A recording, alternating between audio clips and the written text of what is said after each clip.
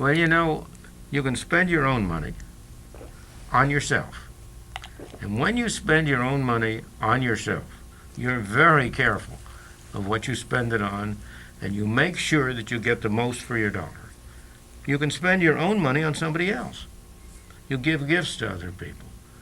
You take people out to dinner. And when you spend your own money on somebody else, you're very careful that you don't spend too much. You try to keep down the amount you spend. But you don't worry very much about what the other fellow's getting from it. You don't pay anything like as much attention to the gifts you buy for other people as to the things you buy for yourself. Or you can spend somebody else's money, as when you're spending the government's money.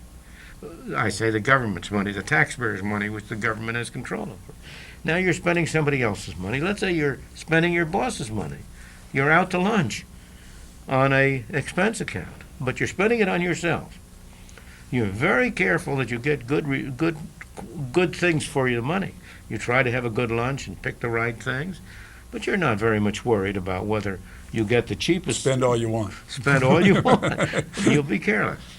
Now, what happens when you spend somebody else's money on somebody else? You're a distributor of welfare funds.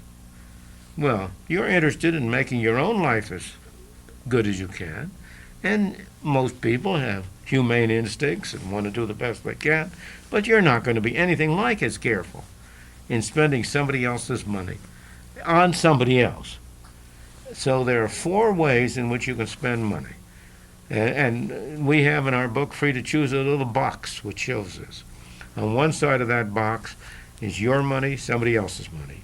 On the other side of that top part of that box are 2 columns, on yourself or on somebody else. And that corner box where you spend money on yourself is when you really get your money's worth. And the rest, the worst of all, is the right-hand box, when you spend somebody else's money on somebody else. And that explains the schools today. That explains the schools today. You're right. All so-called public schools, government schools, people are spending somebody else's money on somebody else.